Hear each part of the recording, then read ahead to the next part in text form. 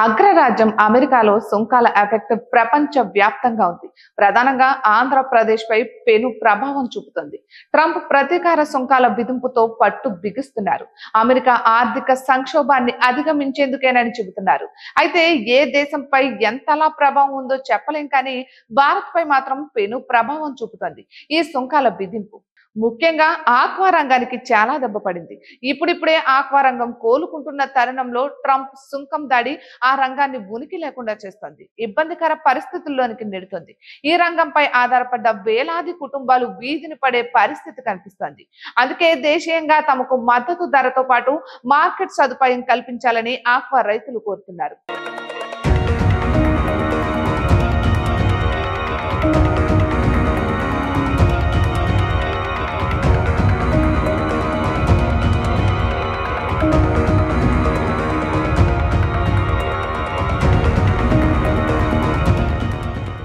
ఇక అమెరికాలో ట్రంప్ సుంకాల పెంపు నేపథ్యంలో ఆహార ఉత్పత్తులపై భారీగా పన్ను పెరుగుతోంది.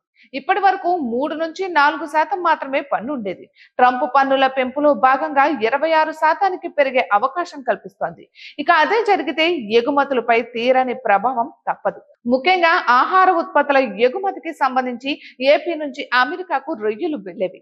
అయితే ఒకవేళ పన్నులు పెరిగితే మాత్రం ₹1,00,000 విలువ చేసే రొయ్యలు అమెరికాకు తరలిస్తే 26,000 వరకు పన్నుల రూపంలో కట్టాల్సి ఉంటుంది.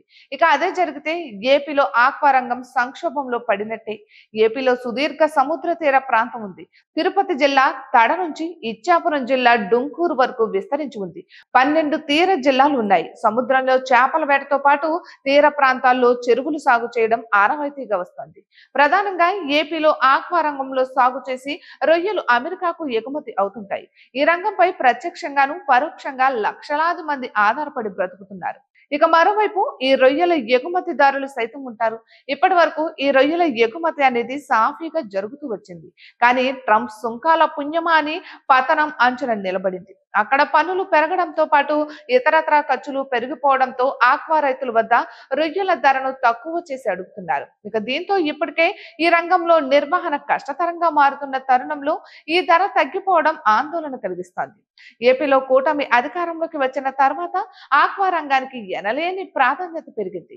ఆ రంగానికి ప్రోత్సాహం అందించేలా రాయితీలు, ఇతరత్రా వసతులు పెంచాలని సీఎం చంద్రబాబు అన్ని జిల్లాల కలెక్టర్లను ఆదేశించారు.